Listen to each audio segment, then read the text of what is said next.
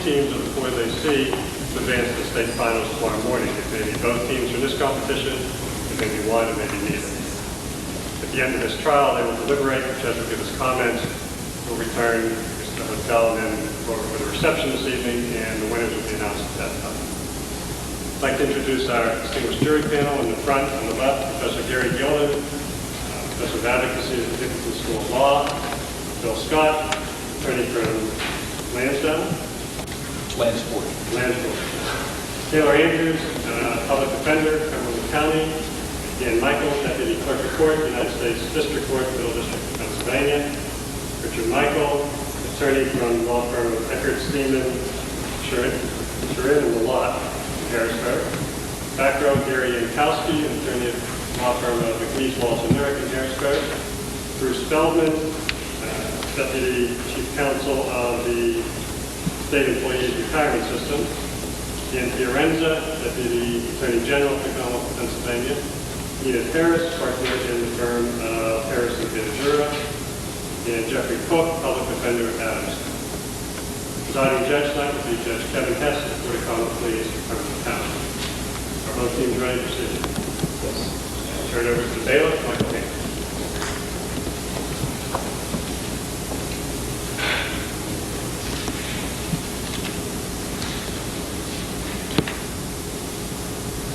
All right. Court of Common Pleas of George County is now in session. The Honorable Kevin Hess presiding.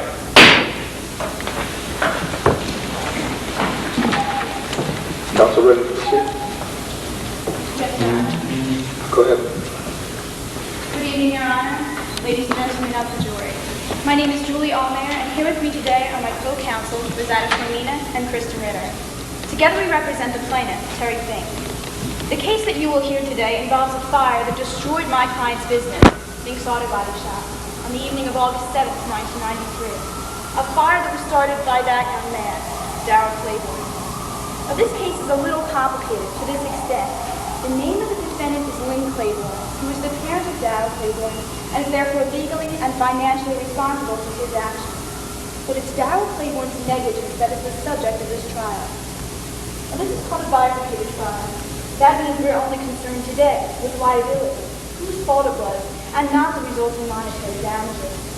So we won't be specifying how much money you should award Mr. Fink. What we will do is show you that the fire started because of Darrell Claiborne's carelessness. Here's what the evidence will show you. At approximately 7 o'clock p.m. on August 7, 1993, Darrell Claiborne and 3 friends arrived at Fink's Auto Body Shop to go skateboarding on the small hill or incline directly adjacent to Fink's garage. Now, Mr. Fink was not at the shop at this time. Nobody was, since the shop was closed and everyone had gone home for the day. One of these skateboarders was Darrell's friend, Tracy Attila, and she will tell you what happened. Mr. Fink's property, which includes both the shop and the hill, was surrounded by a locked fence which Mr. Fink had put up to keep out unwanted visitors like Darrell. Mounted on the fence was a sign that said no skateboarding permitted. Disregarding both the fence and the sign, the group entered by crawling through a small hole in the fence. At this point, Darrell began with his first skateboard run down the hill. Right then, on that very first skateboard run, Darrell lost control and fell off his skateboard. The skateboard flew into the air and then went crashing through the side window of Fink's garage. Frightened by what Darrell had done, the teenagers all fled the scene. Now at this point, we have no further eyewitness testimony about what started the fire. What we do have is scientific, forensic evidence that has carefully reconstructed what happened. Blaze Reed, the Centerville Fire Marshal, investigated the fire and rendered a report. You will hear that Fire Marshal Reed concluded in his report that the most probable source of the fire was the combustion of fumes from paint cans and cleaning products, tools of which are ordinarily used in a paint shop. And we will show you that this combustion occurred when Darrell Claiborne's skateboard shattered the window, flew into the building, and knocked over paint cans and cleaning products, causing flammable liquid to spill out, and its fumes to come into contact with Mr. Fink's baseboard heaters. There will be no question in your mind that it was Darrell Claiborne's skateboard that started this fire. In fact, you will hear that Fire Marshal Reed agrees with us. He will tell you that a skateboard was found lying right there next to the overturned paint can. He concluded that the skateboard played a likely role in starting the fire. When Mr. Fink comes to the stand, you will hear what he went through as he stood by that dark August night and watched 5 years of his life disappear in flames. After you've heard all the evidence, the judge will instruct you in detail about the legal definition of negligence. You will see that Darrell Claiborne was skateboarding negligently that day. His negligence was the proximate cause of the fire at Fink's garage, and that under the law, Darrell's parents is liable for the damage incurred in this fire. Members of the jury, please listen carefully to the testimony presented to you today. The evidence will show that Darrell Claiborne's carelessness set in motion a tragic chain of events that, in the end, cost my client, Terry Fink, his livelihood. After you've heard all the evidence, we would ask you to find in favor of Mr. Fink and let him start rebuilding his life. Thank you. Thank you, the panel moment.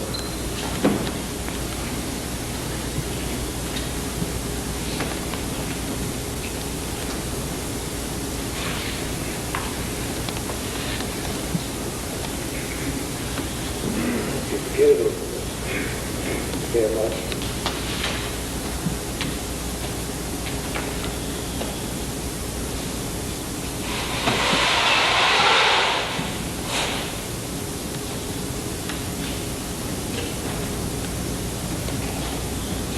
We're not allowed to turn on the air conditioning until May the 1st. So we have to create our own.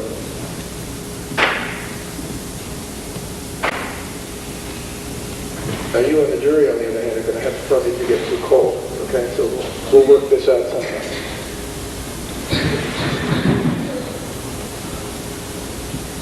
In fact, just feel free to get up and put it down a little bit if it's too much. All right, Mr. Bernicus, go ahead.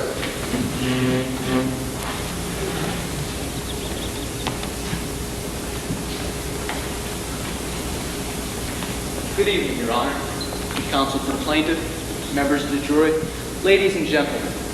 My name is Joseph Burnett. This evening, I have the privilege of representing the defendant, Ms. Lynn Claiborne, who is in court tonight because her son is being accused of causing the fire which occurred at Fink's garage. Since this is a comparative negligence case, it is the plaintiff's burden to prove, by a preponderance of evidence, that the defendant was negligent in his actions. As the testimony unfolds before you over the next hour or so, we believe that you will come to one conclusion: that the cause or causes of this fire cannot be indisputably proven. Ms. Lynn Claiborne's son, Darrell, will take the stand and testify to his side of the story, the true side of the story. That story begins on August 7, 1993, when Darrell Claiborne, along with Tracy Attila and 2 other teenagers, went skateboarding at Fink's garage. When Tracy and Darrell arrived at the garage, they noticed a fence surrounding the property. Since 2 other teenagers were already inside skateboarding, they decided to enter through an obvious hole in the fence. A fence which Darrell will testify that he had never seen before. Yes, as the plaintiff has pointed out in their opening, Darrell did have an accident, and his skateboard did break a window at Fink's garage. And yes, Darrell did initially run away out of fear. But at this point, we anticipate that the testimony you will hear will begin to diverge dramatically. For you see, Darrell returned to the garage a short time later and removed his skateboard from the building. Unfortunately for Darrell, his skateboard was damaged beyond repair, so he disposed of it in a trash dumpster on the way home. However, in a thorough investigation performed by the fire marshal of Centerville, Blaze Weed, the charred remains of a skateboard were found in the rubble of Fink's garage. Unfortunately, the skateboard was unidentifiable. Whose skateboard could it be? Darrell Claiborne will also testify that Tracy Attila, in a phone conversation with Darrell, admitted to going into the building sometime that evening. And interestingly enough, testimony will also reveal that Tracy Attila was unable to produce her skateboard when requested to do so by the fire marshal. The defense will also offer into evidence a report that will actually implicate Mr. Fink himself as a contributor to this unfortunate fire. Mr. Fink has had a notorious reputation with the DER for unsafe handling of flammable and combustible materials such as paint cans, cleaning products, and newspapers. In his expert report on the fire, Mr. Blaze Weed will testify that these substances were found in a precarious position next to the heating elements in the garage, and that they were easily combusted when liquids leaked out of the open containers. The condition at Fink's garage was clearly an accident waiting to happen. Along with my co-counsel, Abby Fraunheiser, Mary Ann Krug, I urge you to explore the demeanor and veracity of all these witnesses. Armed with the truth and the testimony of the trustworthy and reliable Darrell Claiborne, along with the expert testimony of the fire marshal, we believe that we submit that the evidence will not only vindicate Darrell Claiborne and his mother, but may actually reflect back on the plaintiff as the probable and direct cause of the fire. Thank you.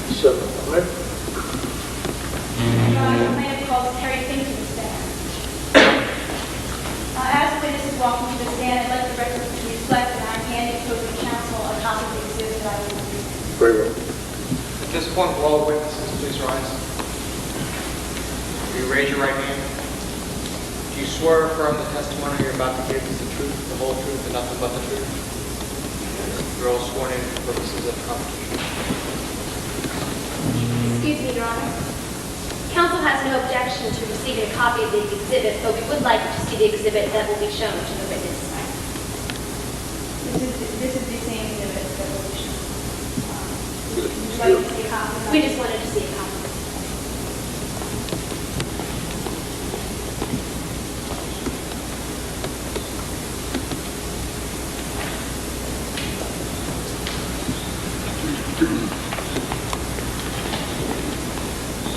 Okay, Mr. Fink, do you go by Terrence or Terry?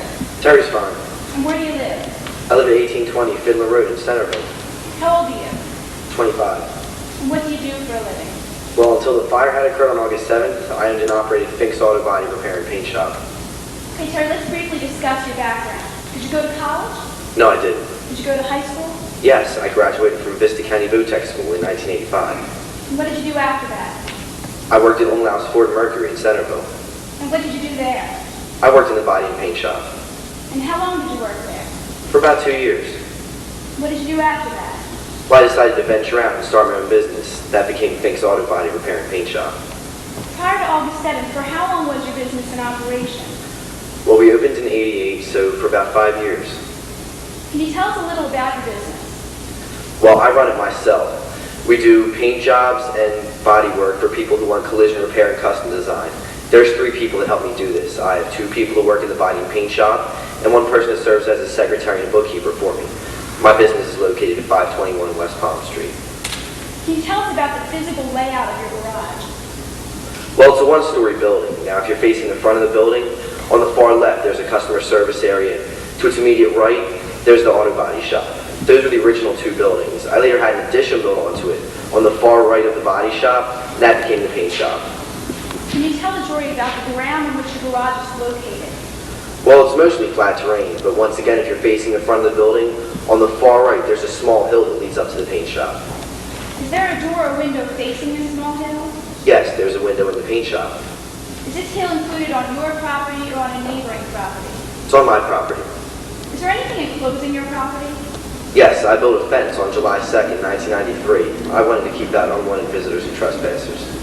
Did you do anything else to keep out unwanted visitors or trespassers? Yes, I was most concerned about people skateboarding on my property, so I put up a sign.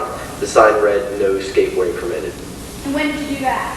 On July 2nd, the same day that the fence went up. When was this date in relation to the fire? More than a month beforehand. Terry, to your knowledge, did the fence and the sign seem to keep the skateboarders out? Well, as far as I knew, once the fence and sign went up, there wasn't any skateboarding on my property. After the fence and the sign went up, did you ever consent to the use of your property by any skateboarders? Of course not. Terry, let me direct your attention to August 7th, 1993, the day of the fire. Was that day a normal business day?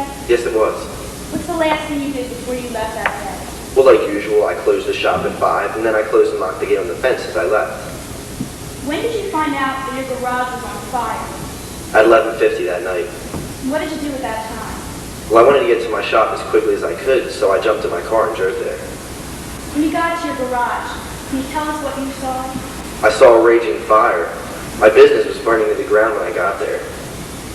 After the fire was extinguished, did you find out the extent of the damages to your garage? The whole building was destroyed, and everything inside went with it. The only thing that was left were the walls and roof on the paint shop. After the fire, were you able to open up your business at any point? Of course not. The fire was so extensive it put me out of business. There wasn't anything left for me to open up. To your knowledge, was the fire ever investigated by any municipal authority? Yes, Fire Marshal Weed was on the scene that night. I know that he conducted an investigation of the fire. Do you know if he ever prepared a report of that investigation? Yes. Are you familiar with the findings contained in that report? Yes, I am. Your Honor, may I approach the witness? Good. I'd like the record to reflect I'm handing the witness Good Hazard Martin's Exhibit 1. It is labeled across the top, please read Fire Marshal City of Carroll, Pennsylvania. Now I can read the top.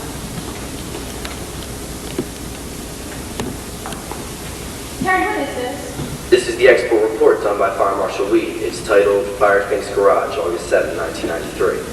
And what's the date on that? September 8th, 1993. Terry, is there any information in this report that you relied upon in bringing this claim against Darrell Claiborne? Yes. What information is that? Well, first of all, in the first paragraph, the conclusion section, it says that the most probable source of the fire was combustion of fumes from paint cans and cleaning products. Second of all, in that same paragraph, it says that a skateboard played a likely role in that ignition. And third, in the fifth paragraph of the findings section, it says that a charged skateboard was found right there on the scene. Terry, why are you suing Darrell Claiborne for the losses you sustained in this fire? We know Darrell was skateboarding on my property that night. We know that he fell and his skateboard crashed through my window into my paint shop where I store my paints and chemicals. We know that something knocked over and spilled these paints and chemicals, and we know that his skateboard was found right there on the scene. Now, based on this information, I think that Darrell's skateboard caused the fire. Thank you. Your Honor, I have no further questions.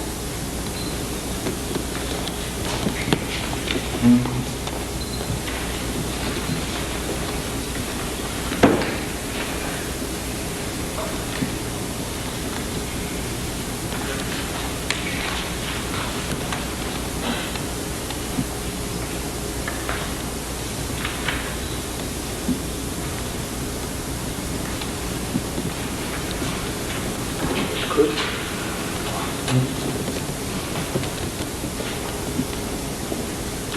Mr. Fink, your fence was not professionally installed, was it? No, it wasn't. In fact, I believe that you got the parts at a junkyard, didn't you? That's right. I couldn't afford normal fences. And then you spliced the pieces together. That's right. Did you ever notice any holes in your fence? Once, And when was that? on July 6th. Now, you never did fix that hole, did you? No, I didn't. And Mr. Fink, you can't testify as to whether or not you locked the door on your shop on the night of the fire, August 7th, can you? Well, I'm not quite sure, but I know I locked the fence. Mr. Fink, you've received some compensation for the fire, haven't you? Yes. And you remember who that was from? Yes, I do. Could you please tell us? The parents of the other skateboarders, Mrs. Scott, Mrs. Mayer, and Mrs. Attila. And I believe that you received $250 from all of them. That's correct. Now, the $250 that you received from the Attilas, they're the parents of Tracy, aren't they? Yes, they are. But you didn't get anything from Mrs. Claiborne, Darrell's mother, did you? Well, they paid for the broken window. But not $250 like from the Attilas. Objection, No. Your Honor. Irrelevant. Your Honor, this is relevant in establishing the possible bias of the witnesses that are going to be called tonight. Objection is sustained. Good. Mr. Fink, therefore you brought the Darrell Claiborne to court to teach him a lesson. correct? I brought him to court because it's his skateboard that caused the fire. But you did bring him to court to teach him a lesson, correct? That's right. Now, obviously, Mr. Fink, you're familiar with a governmental agency known as the DER, are you not? Yes, I am. And you remember what those initials stand for? The Department of Environmental Resources. Now, the DER inspectors are pretty familiar with your garage, aren't they? Objection, Your Honor. This information will be irrelevant and highly prejudicial. Because of the nature of this objection, I ask that we argue it as if it were a sidebar. Now, I know we have to argue this in open court so the jury may judge our argument. You don't have to, but let's do it that way. It's more Okay. interesting for them. Go ahead. Your Honor, first, Your Honor, Mayor. Your Honor, the defendant seeks to elicit testimony containing one, if not three, prior citations that Mr. Fink was given concerning the storage of this flammable paint product. Now, since we are only concerned with the way Mr. Fink stored his paint products on August 7th, 1993, and none of these citations are dated August 7th, 1993. In fact, the one closest to that is a month before that. Then my client cannot be held liable today for some wrongdoing in the past. And therefore, they serve no other purpose than to prejudice the jury against my client.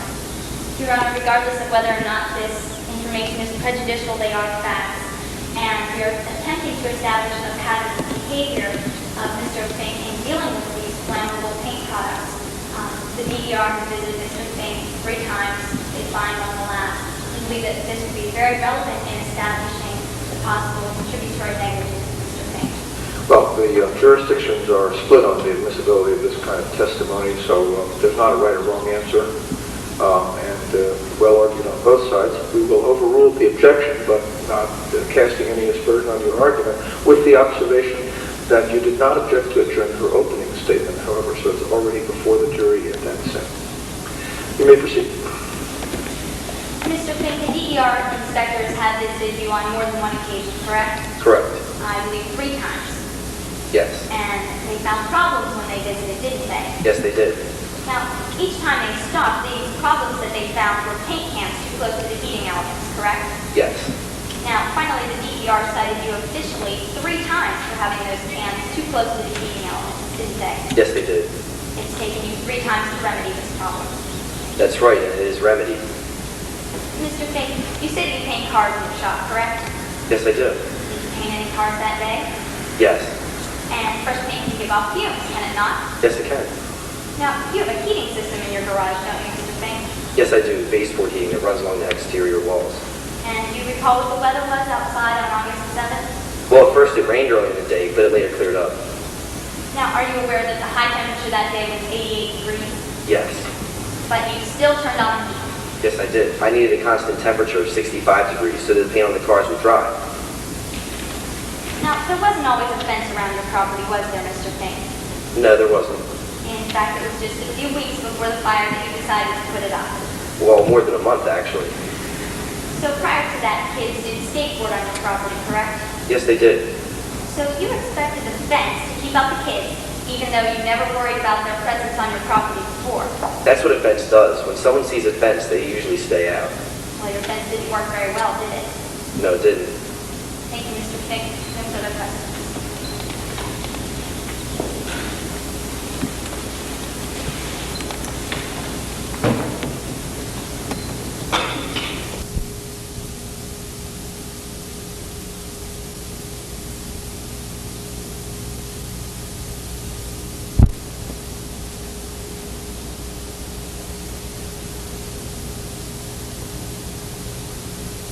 The plaintiff calls Tracy Attila to the stand.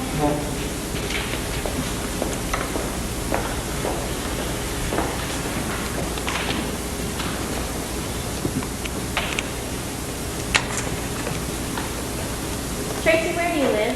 I live at 421 Market Street in Centerville, Pennsylvania. Have you always lived there?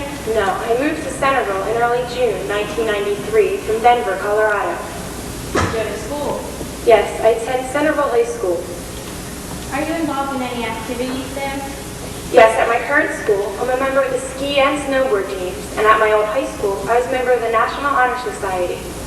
Do you have any plans to continue these activities once you graduate? Well, I hope to become a member of the U.S. ski team. That's why skateboarding so much to keep in shape for skiing. Tracy, do you know the defendant, Carroll Claiborne? Yes, I do. Have you ever gone skateboarding with him? Yes, once. Directing your attention to the night of August 7th, 1993, at about 7 o'clock. What were you doing then? Well, that's when Daryl had come over my house. We had plans to go skateboarding at Fink's garage. That's where all the kids seemed to hang out. So we began walking to Fink's around 7 o'clock.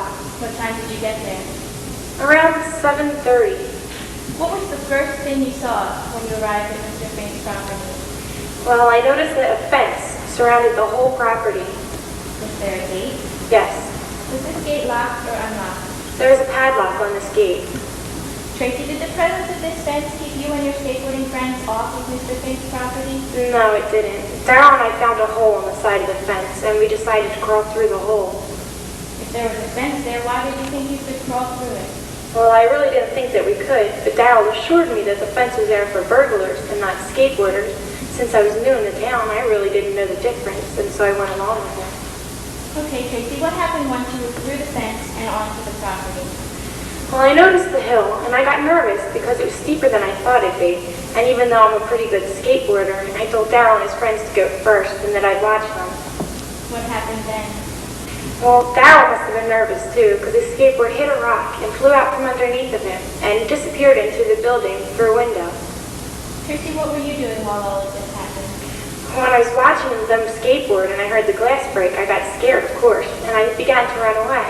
I threw my skateboard over the fence so that I could crawl through the hole quicker, and then I ran home through a shortcut I found in the woods a couple days earlier.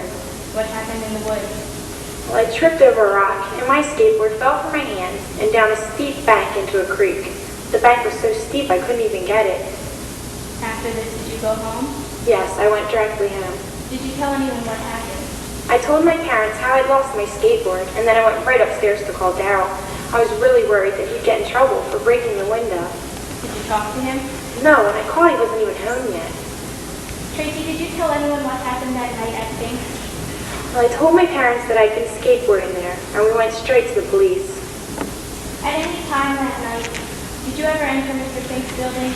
No, I did not. Have you ever told anyone that you did? No.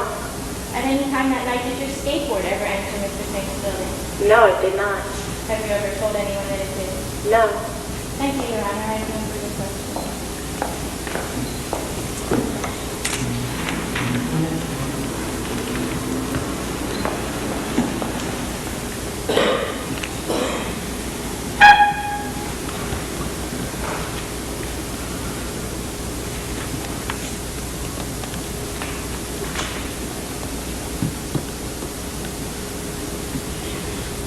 Furnace?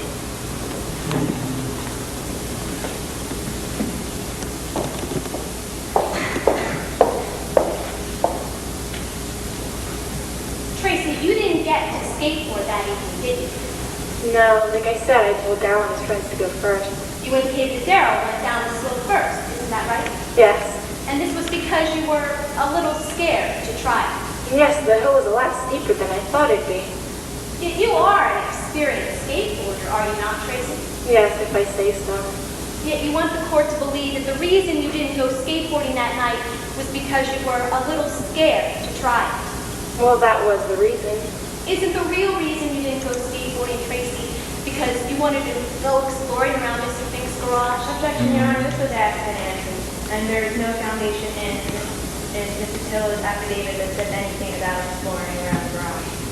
Your Honor, my question was, isn't the real reason you didn't go skateboarding because you wanted to go exploring around the garage? And that exact question was not asked of this witness yet. And there is a foundation in this witness's affidavit, and she is capable of saying the real reason why she didn't go skateboarding. The judgment's overruled. Tracy, isn't the real reason you didn't go skateboarding that night because you wanted to go exploring around Mr. Fink's garage? No, that's ridiculous. Now, the breaking of the glass caused you to panic and rush home, isn't that correct? Well, of course, when you hear a glass break, you get scared. And when you got home, you told your parents how you lost your skateboard, and you also told them you had a great time, isn't that right? Yes, I was preoccupied with calling Daryl at the time. You didn't tell them about the skateboard breaking the window and about trespassing on Mr. Fink's property? Objection, Your Honor. The word trespassing implies a legal conclusion that my witness is not authorized to make. Your Honor, this witness does admit to entering Mr. Fink's property without his permission, and trespassing is a correct word to describe that. You'll have to rephrase the question. Tracy, you didn't tell your parents about going onto Mr. Fink's property. No, I didn't want to bother them at night. Now, you also characterized that night later in your affidavit as being an awful night. Is that also correct? Yes, that's true. Well, which is it now, Tracy? A great time or an awful night? Well, I told my parents that I had a good time, so I could call Daryl, but really it was an awful night. You don't have your skateboard anymore, do you, Tracy? No, I fell out of my hands and down a steep bank into the creek on my way home. And after 2 days, it was gone. Yes, it must have washed away or something. And you never tried to retrieve it that night, did you, Tracy? No, like I said, the bank was so steep I couldn't even retrieve it. And you only went to retrieve it 2 days later when the fire marshal went with you, isn't that correct? Yes. And isn't the real reason you couldn't find it there in the creek because it was back in the garage and things? Objection, Your Honor. This witness has already stated that her skateboard was found that went down into a creek. There's no evidence to show that she went anywhere inside the garage. Your Honor, if there is no evidence to show that this witness is capable of answering questions. We'll overrule the objection. Tracy, isn't the real reason you didn't find your skateboard in the creek because it was back in the garage and things? No, that's ridiculous too. Now, you tried to call Daryl, you said, after you got home. Yes, I was worried that he might get in trouble for breaking the window. Now, did you try to call him the next day after you found out about the fire? No, he called me. But you weren't worried about him after you found out about the fire? He called me before he found out about the fire. Your Honor, I'd like to read the strike to this answer in her affidavit. She does not state that Daryl Claiborne called her.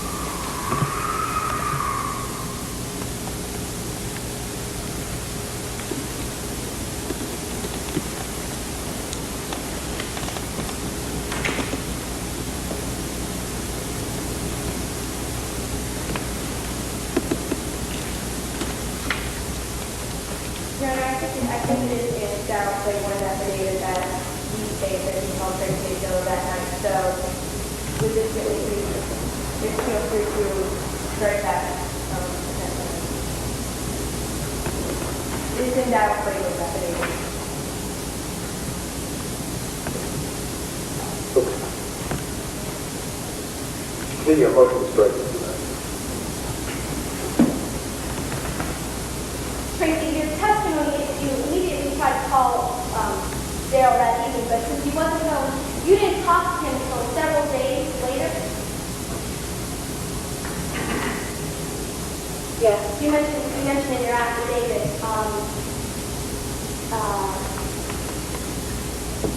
I did not talk to Daryl for several days after the fire. Now, after the window broke, you ran through the woods to your house. Is that correct? Yes, I did. Because you thought it would be shorter and safer. Isn't that also correct? Yes. Safer from the police, right? Well, safer from anything. And it's shorter because it took you through the woods where the stream was, where you just coincidentally lost your skateboard. Objection, Your Honor. This testimony is irrelevant. My client witnessed the skateboard go into the garage. Anything that happened immediately afterwards that has nothing to do with the start of the fire, has nothing to do with the skateboard. All this would have been inside our question. Your Honor, what this witness did after the fire is relevant. She states that she went this way because she thought it would be shorter and safer. And we're exploring the reason as to why she felt that she wanted to go the shorter and safer way. Your Honor, this way she went home has no bearing on who started the fire or how the fire started. The objection is overruled, though I'm sure many of the lawyers on the panel would have made the same one.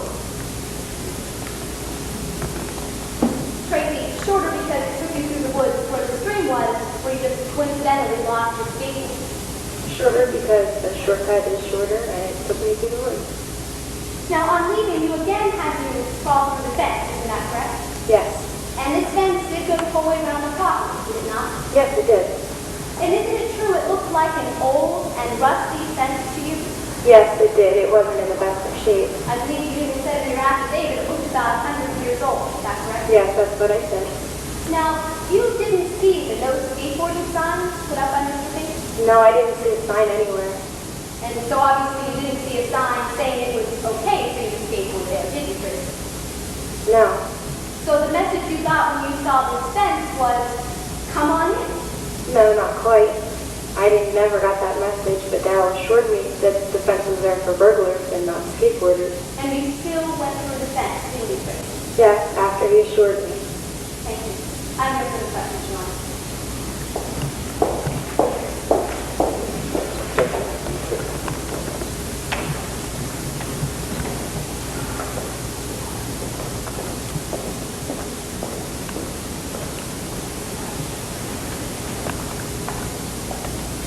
Anything else from the plaintiff? Your Honor, before we ratify you say this one in 87. All right, any objection? No, Your Honor. All right, it's submitted. Your Honor, may I publish the jewelry? Yes, okay.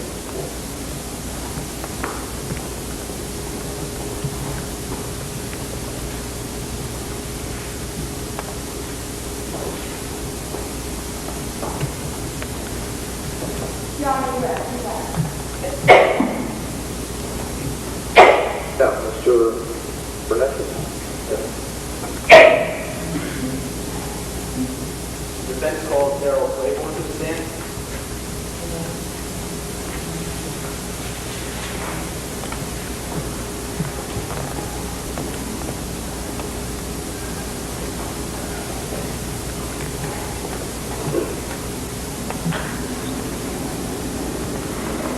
Would you please state your name and address for the court? My name is Darrell Claiborne, and I live at 356 East Palm Street in Centerville, Pennsylvania. How old are you, Darrell? I'm 16. Do you attend school? Yes, sir, I do. And what do you do outside of school? Well, Mr. Burnett, I work at Centerville Bank and Trust as a bank teller, part-time during the school year and full-time during the summer. Why do you work at the bank, Darrell? Well, after my father died 4 years ago after an illness, money's been kind of tighter on my family, so a portion of my paycheck goes to my mother to help pay the bills. Were you working on the evening of August 7th, 1993? No, sir. What were you doing that evening? I had made plans to go skateboarding with Tracy Attila at Fink's Garage. How do you know Tracy Attila? Tracy is a member of my church's youth group. Was anyone else going skateboarding with you and Tracy? Yes, we were going to meet Charlie Meyer and Pat Scott at Fink's. Had you and your friends ever been to Fink's Garage before? Yes, sir. We skateboard there about twice a week after Fink's closes for the day so that we don't get in the way of the workers. Darrell, at approximately what time did you meet with Tracy that evening? I met Tracy at her house at about 7 p.m. Would you please tell us what happened after you picked her up? Well, Tracy and I walked to Fink's Garage and we crawled through a hole in the fence there. Could you describe the fence for us? Yes, sir. Actually, it was the first time I'd ever seen the fence since I had been away for a while. It wasn't very well built and it was easy for us to crawl through the hole. What did you do after you entered the property? Well, we went to the top of the incline, and on my first run down, I lost my balance, and I fell. My skateboard came out from under me and crashed through the window of Fink's Garage, shattering the glass. And what happened after that? Well, we thought it may have triggered an alarm, so we all took off. Do you know where the other kids went? Well, I can't say for sure where Charlie or Pat went, but Tracy was crawling through the hole in the fence in front of me. Was that the same hole that you described earlier? Yes, sir. And did Tracy have her skateboard with her at that time? No, I didn't see her skateboard with her. Darrell, what happened after you left the garage? Well, I waited in the woods behind Fink's to see if the police came, but they never showed up. Did you ever go back and get your skateboard? Yes, I did. I searched around the garage and I found a piece of wire, and with it, I fished my skateboard out of the window. Was Tracy still with you? No, she wasn't. Darrell, did you leave immediately after you fished out your skateboard? No, when I got my skateboard out of the garage, it was broken, so I tried to repair it with the wire. I made a few more runs down the incline, but the repair job didn't hold up very well, so I decided to go home. Did you have your skateboard with you when you were home? I started to take my skateboard with me, but since it was broken, and since I was discouraged with it and disgusted with things that had happened that night, I threw it away into a trash dumpster. I had no idea it would become so important the next day. Now, Darrell, did you talk with Tracy Attila again that evening? No, sir. When did you talk with her again? I called Tracy the next morning. And what happened? Tracy told me that she... Your Honor, well, this is technically hearsay. It is an exception to the hearsay rule. It is a statement against interest. Your Honor, this is a statement against Tracy's interest. It is not an exception to the hearsay rule. It's definitely testimony to the case of Darrell Clayton. Your Honor, a statement against interest. It's quoting the witness who testified earlier Yes. about this very same phone call. Yes, this is the phone call. The phone call was Tracy's was not covered first. Objections overruled. I'll instruct the jury later as to how they're to proceed with testimony. Now, Darrell, what transpired during this conversation? Well, Tracy told me that she had been exploring around the garage and that she found the unlocked door. She said that she went inside and she was admiring the freshly painted cars inside. But when she heard the glass break, she quickly closed the door and left. How did you learn that Fink's garage had burned down? While I was on the phone with Tracy, my mother told me. Were you ever contacted by the police regarding the fire? Yes, the police indicated to my mother that I had been identified as someone who was at Fink's quite often to skateboard, and they asked me if I still had my skateboard. Were you able to produce it? No, sir. Like I said, I was discouraged with it and disgusted with what had happened that night, and it was broken beyond repair, so I threw it into a trash dumpster. Darrell, how did you react upon learning about the fire at Fink's garage? Well, Mr. Burnett, I felt terrible that Mr. Fink's garage had burned down. I felt very bad about breaking the window, which I did pay for, but the fire was not my fault. Thank you, Darrell. No further questions. You're witness.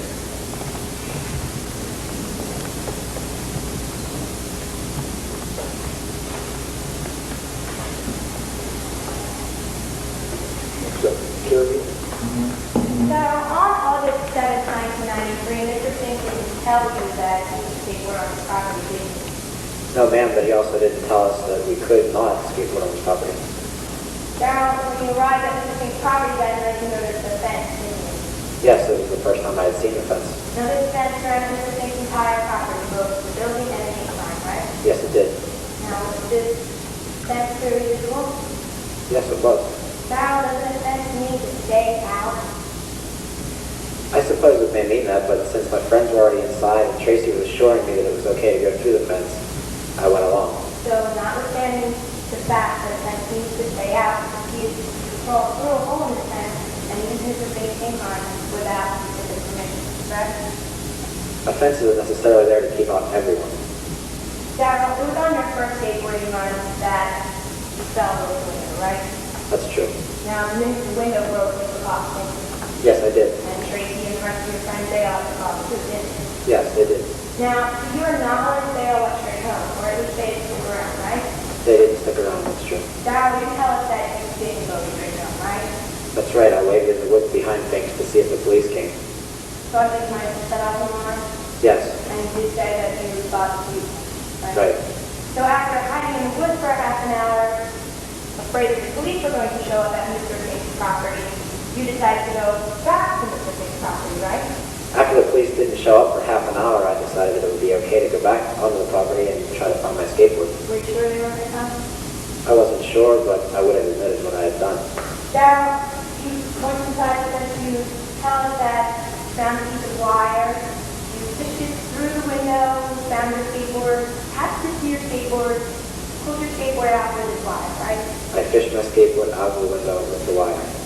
Darrell, once you got your skateboard out, you decided to go skateboarding again, didn't you? Yes, I tried to repair it with the wire, but unfortunately the repair job didn't hold up very well, and I had to throw it away on the way home. So after you tried to repair your skateboard, you took a few more runs, right? Yes, I did.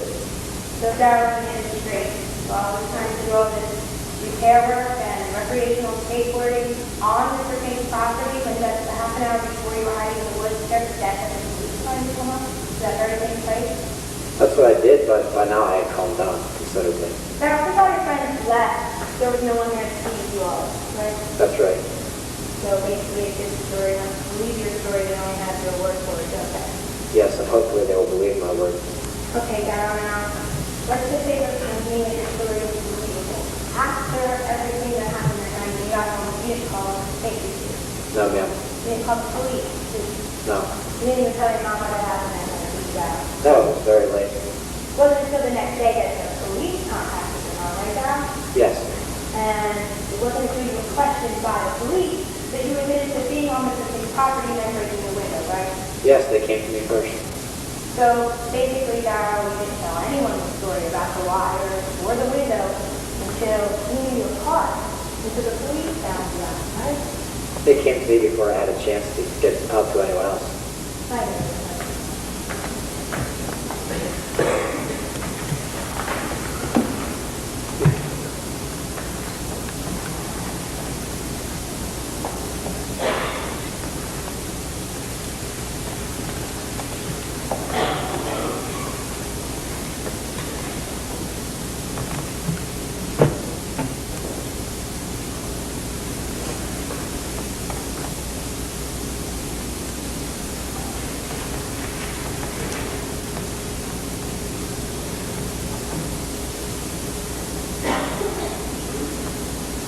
Your Honor, the defense called Mr. Blake to the stand.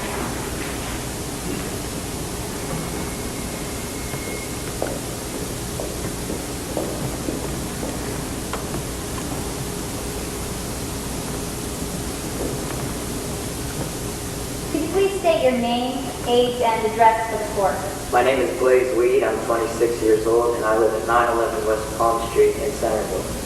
What is your occupation, Mr. Weed? I'm the fire marshal for Centerville. How long have you been Centerville's fire marshal? It's been over a year now. I was appointed by the mayor, my uncle. What sort of training have you received for your position? I was a full-time firefighter for 6 years. I attended 2 seminars, and I also received in-service training. Could you please describe some of your duties as fire marshal to the jury? I must attend and investigate all the fires which occur in Centerville.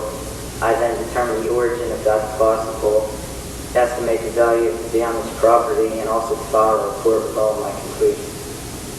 Mr. Weed, have you ever appeared in court before in connection with your duties as fire marshal? Yes, I have, Ms. Krug. Last year alone, I testified in 7 trials in my capacity as a fire marshal. Your Honor, the defense offers Blaze Weed as an expert witness in the areas of fire detection and investigation. Mr. Weed, you stated earlier that as part of your duties to investigate all fires in Centerville. Did you investigate the one that occurred at Fink's Garage on August 7th? Yes, I did. And how did you find out about the fire? Well, that evening, it was pretty late, about a quarter after 11. I was home getting ready for bed, and a call came across the scanner. What happened next? I immediately phoned the station, and I told the men to send both trucks. As it turns out, only one was available, so I had them call South Centerville for one of theirs. Did you go to the scene of the fire? Yes, I did. I got there about 10 minutes late. Mr. Weed, could you please describe Fink's Garage to the jury? Fink's Garage is a single-story building 60 feet by 25. It's divided into 3 sections. 2 of these sections are wood, and the outer section is a metal construction. Your Honor, I'd like to refer to what has been previously marked Exhibit 3. May I approach the witness?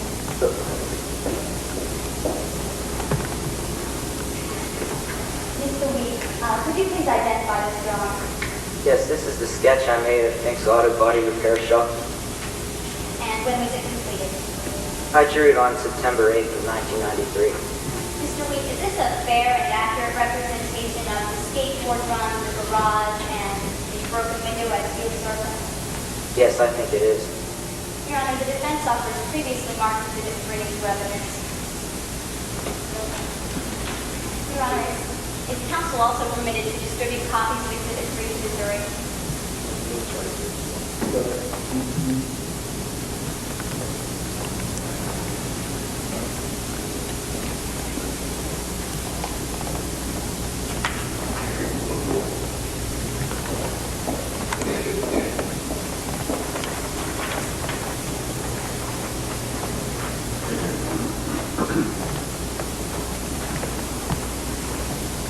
Mr. Weed, could you please describe Fink's garage as it appeared on the night of August 7th? When I arrived at the scene, surprisingly, the fire was contained only to the metal portion of the shop where it's the paint shop. And only a few minutes later, 2 large explosions occurred. What happened after these 2 explosions? They spread the fire significantly. The whole building became engulfed in flames. Mr. Weed, as you stated earlier, you prepared a report about this investigation. Could you tell us about how you investigated this fire? I went to the scene of the fire, of course, and I spoke to Mr. Terry Fink, the owner of the garage. I spoke to Tracy Attila and also Daryl Claiborne, the 2 skateboarders. Why did you meet with Tracy Attila? Well, she was an eyewitness to the skateboarding accident, and as it turns out, her skateboard was also missing. Did you ever recover her skateboard? No, we searched the creek where she said she had lost it, but we were unable to find it. Your Honor, I'd like to refer to what has been previously marked Exhibit 1. May I approach the witness?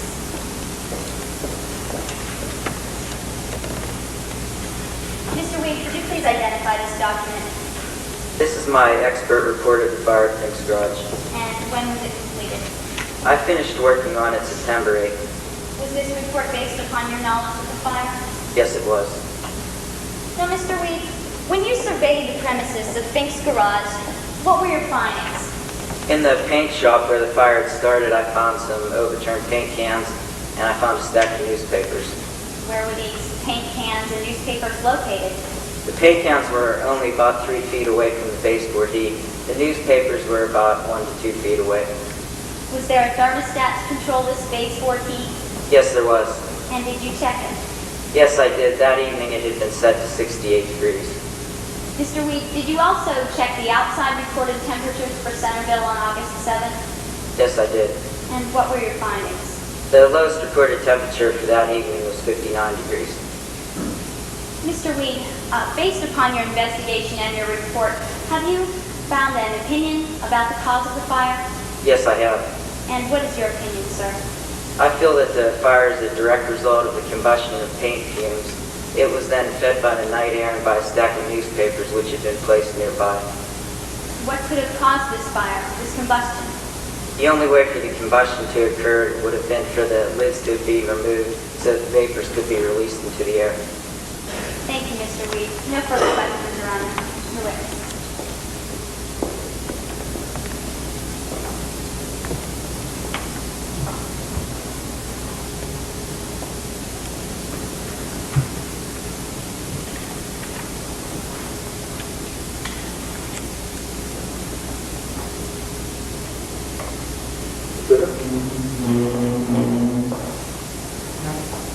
Fire Officer Weed, on the morning of your investigation, you noticed a broken window, correct?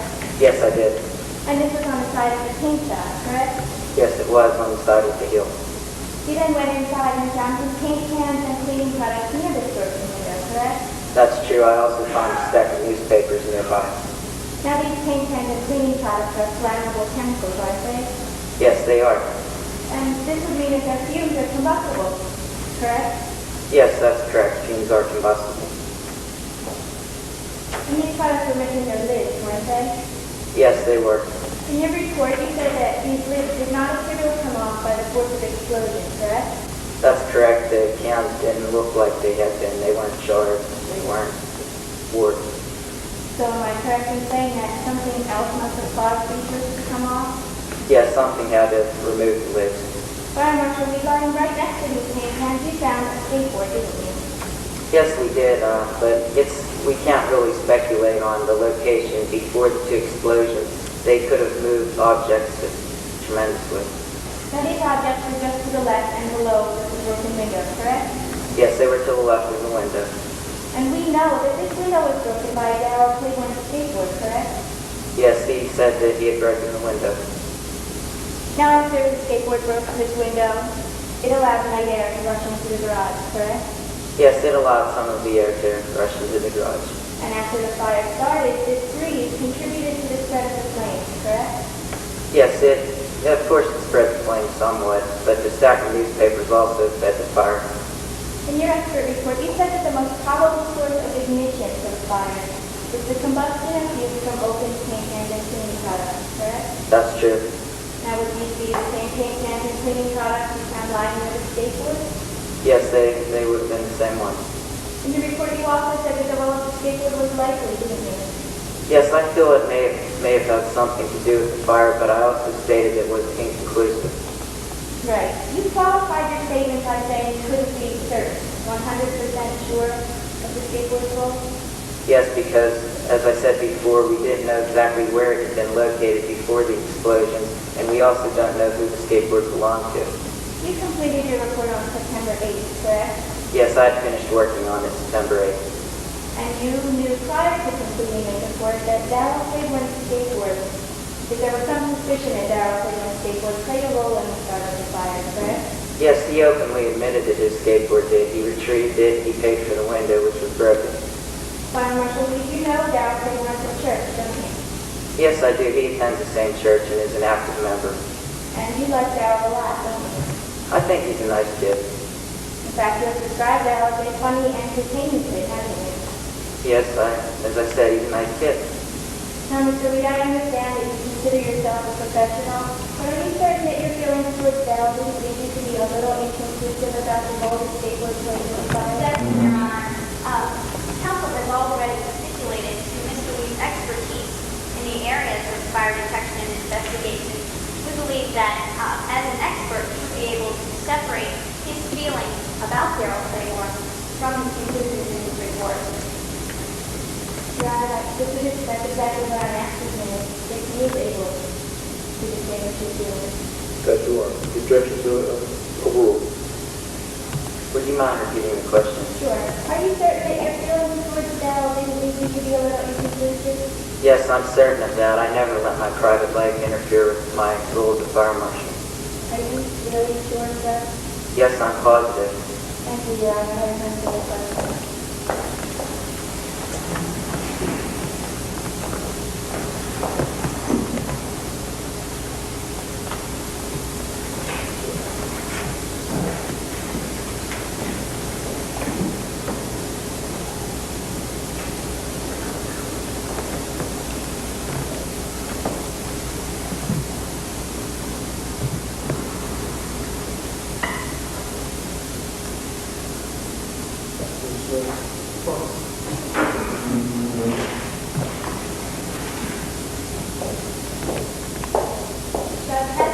Ladies and gentlemen of the jury, my co-counsel and I wish to thank you for your time and attention during this trial.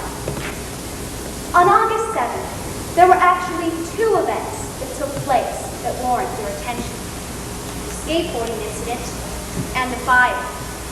Both occurred at Fink's garage. But did one lead to the other? Let's take a look at each incident and try to sort out the truth. First, the skateboarding episode.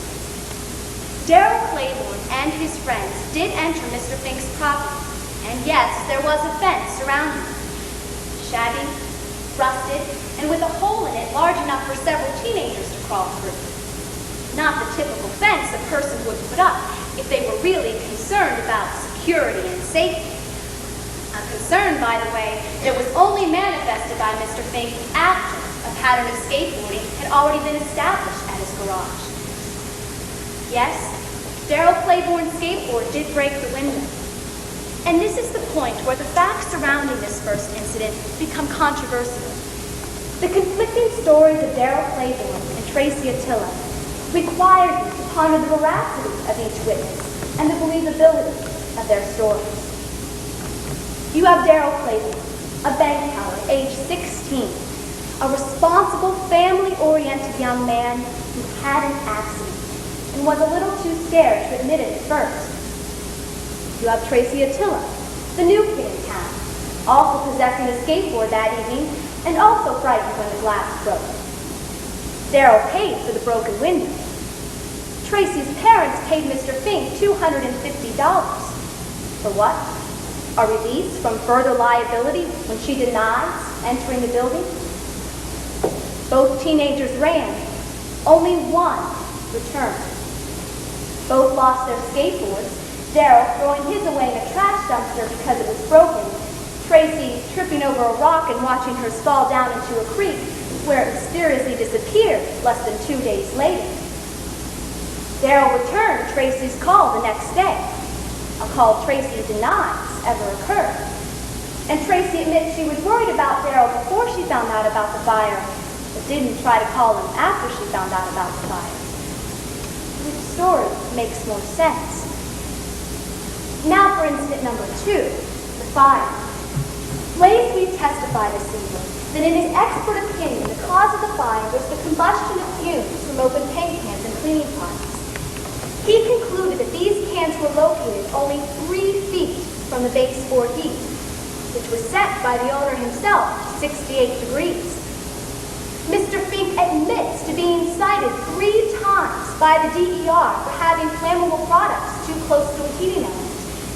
The fact that these violations have been repeated tend to reflect on Mr. Fink's veracity and his unwillingness to abide by the rules.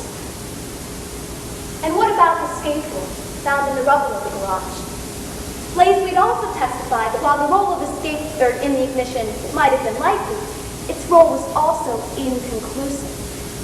And most importantly, that skateboard is unidentifiable.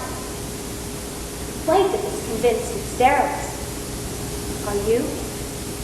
Could it have been Tracy? Could it have been one of the other skateboarders that was there that evening? Is there any evidence to prove that the skateboard actually hit the paint cans? Ladies and gentlemen, the actions of Darrell Claiborne have not been shown to be the direct cause of this unfortunate fire. The only thing the plaintiff has shown is that the skateboard broke the window. What can be proven, however, are the actions of Mr. Fink himself. The erection of a shabby fence and his passive negligence in allowing the potential hazards described in the DER citation to have occurred 3 times. This fire was an accident waiting to happen. As Mr. Burnett stated in his opening, the plaintiff must prove its case by presenting to you a preponderance of the evidence that points towards Darrell as the negligent party in the fire. Is the evidence presented, the testimony you heard this evening, prove to you that Darrell was negligent? You are now armed with the truth. The skateboarding incident was clearly Darrell Claiborne's fault. The defense asks that you find Lynn Claiborne and her son not negligent in causing incident number 2, the fire. The blame for that should be placed on the owner of the business himself. Thank you.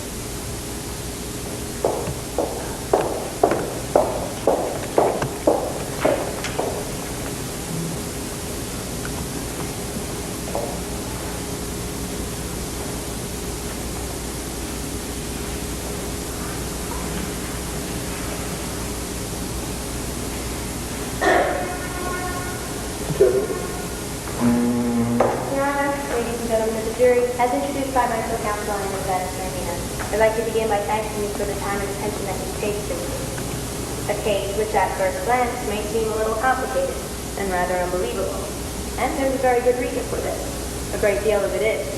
A great deal of the defendant's version is unbelievable. On July 2nd, 1993, Mr. Curry Fink, owner and operator of Fink's Auto Body Repair and Paint Shop, put up a fence. The fence had a gate, and the gate had a lock. Mr. Fink made certain that this fence surrounded his entire property, including the incline next to his garage. He did this because he didn't want it to be used as a skateboarding ramp by neighborhood children. He even posted a no skateboarding permitted sign so that they would be sure to get the message. On August 7th, 1993, Darrell Claiborne, the defendant, got that message, and he ignored it. When he and Tracy Attila arrived at Mr. Fink's property that night, Darrell remarked that he saw a fence that surrounded Mr. Fink's entire property. A fence that separated Darrell from a place in which he had no permission to be. A fence which Darrell admitted meant stay out. And without making any attempt to contact Mr. Fink, Darrell proceeded to crawl through a hole in the fence and use Mr. Fink's incline without permission. Now, once inside the fence, Tracy and the rest of her friends watched as Darrell made his first skateboarding run. This incline was so steep that it frightened even Tracy, an avid skateboarder with high aspirations and competitive skiing. However, she stayed and watched as Darrell tried to impress her, and impress her he did. On his way down the hill, Darrell lost his balance. His skateboard flew through the window of Mr. Fink's garage. At that point, Darrell's skateboard onto several cans of paint lying inside the garage just under the window. and Darrell's skateboard caused the end of paint to leak fluid, releasing combustible fumes into the air. The rest, ladies and gentlemen, is literally history. That night, in response to a phone call, Mr. King rushed out to his garage only to find a raging fire. He was forced to watch as his business, as his life went up in flames. The next day, Fire Marshal Blaze Reed was sent to investigate the fire, and he found overturned paint cans whose lids, he included, did not come off by force of explosion. Then what was nearby these paint cans? A skateboard. And whose skateboard was it? Since Darrell's skateboard was the only one we know entered the garage that night. Since Darrell could not produce his skateboard when asked, who else's could it have been? Fire Marshal Blaze Reed, a witness for the defense, concluded that the role of the skateboard in the ignition of the fire was likely, but that he cannot be sure. In all fairness to Mr. Reed, let's remember that he knows and likes Darrell Playboy, and that in conclusiveness about the skateboard in the fire gives Darrell a little intermediate. Ladies and gentlemen, based on the evidence that you've heard today, you can be sure that the skateboard was Darrell, and that the skateboard caused the fire. Furthermore, Darrell was given plenty of time before he was finally interviewed by Blaze Reed about the night of the fire. What was the result of this time? Well, Darrell came up with a great story about what happened when everyone left, when there was no one there to see him. Darrell said that he left Mr. King's property. And then Darrell said that he came back to fetch his skateboard, to fix his skateboard, and then to use his skateboard for a few more runs down Mr. King's hill. Darrell said that he did all this for just a half an hour before he was hiding in the woods, scared to death that the police were going to show up at that very same place. Then, on his way home, Darrell said that he conveniently threw his skateboard in the dumpster. Now, what we do know is that when Darrell got home, he didn't call police. He didn't call Mr. Fink. He didn't even tell his mom what had happened that night. When asked to produce his skateboard, he could not. Darrell said that the dumpster had always been empty recently, which was his story roughly in that dumpster to begin with. Ladies and gentlemen, later on, the judge will instruct you as to the legal definition of the word negligence. Pennsylvania statutes define negligence as the absence of ordinary care which a reasonably prudent person would exercise under the circumstances. Darrell's actions were not reasonable, they were not prudent, and they were not innocent. Ladies and gentlemen, Darrell's actions were negligent. Furthermore, he knows that what he did was wrong, and as a result of his negligent actions, another man's life, Mr. Terry Fink's life, went up in flames. Now, Darrell Claiborne is a very clever boy.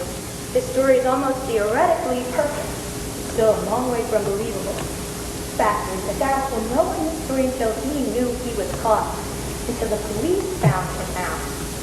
Darrell thinks that his story represents a perfect alibi, but in real life, rarely anything is perfect. Unless, of course, it originates in the minds of scared 16-year-old boys who fear being discovered. Ladies and gentlemen, Darrell's story has already fooled enough people. Don't let it fool you. Thank you.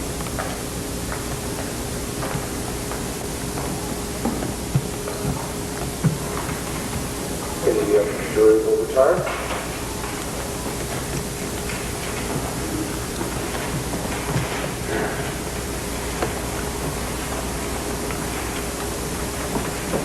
Let's see the teacher question, please.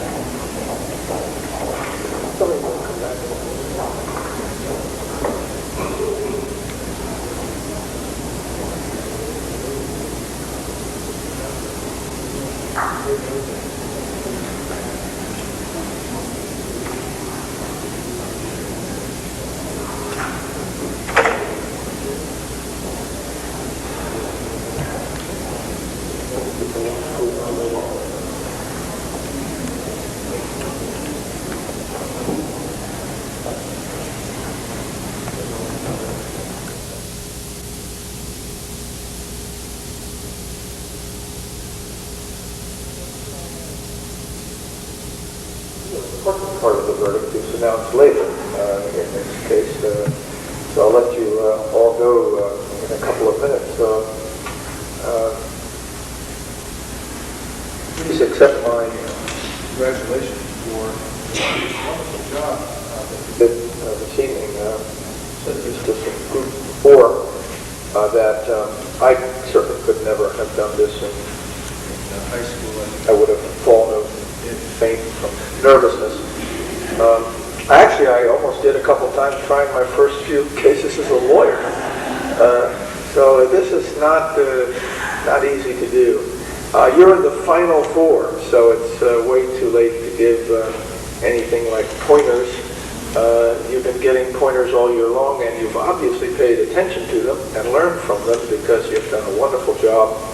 And as I look back over this evening, there are no pointers that I think stand out. If I thought there was something I really ought to say to a team that was going to go on to tomorrow, I'd say it, but I really don't. You did a wonderful job as the attorneys in the case, very relaxed. I didn't see any use of notes, which I think is remarkable. And when we got to the objections, let me say this. Your objections were well taken, and the jury knows that. And the mere fact that you might hear the word overruled from the bench should not be construed by you as any indication that what you have done is wrong or incorrect. These are close calls in the law. Things like a bias, whether something's been asked and answered, this whole business about these prior DER inspections. I mean, we have a legislature right now debating a code of evidence in which the very question is the admissibility of prior investigations and convictions to show a course of habit and so forth and so on. So they're very iffy questions. Quite frankly, in the purest of pure trials, that based on Pennsylvania law, I probably would have sustained an objection to prior DER citations. But that takes all the fun out of this trial. So you have to sort of leave it in. The jury knows that, so don't take any umbrage from the ruling on objections. But I did want to say that they were particularly well phrased and well oriented from both sides. Sometimes you get some of these where the objections are a little bit off the wall, and the person really obviously has no grasp of the legal principle underlying it. You, both sides, certainly did. And a word to the witnesses tonight, because you guys are always, and gals are always the ones sort of sitting in the background of some of these things, but I thought you were particularly good, well-versed in the facts, and it's really tough on cross-examination because I guess you've never rehearsed your testimony with the same attorney, and you have no idea, whether Ms. Ritter or Ms. Frohnheiser is going to cut you to pieces in front of everybody, or what you're going to say and answer the questions. So you did a wonderful, wonderful job. Do you have any questions of me? Any questions you want to ask a judge? Anything besides why I wear the black robe and how much I get paid? I'll be happy to answer any questions you have or about any rulings or anything. Yeah. If not, you're too shell-shocked, I think.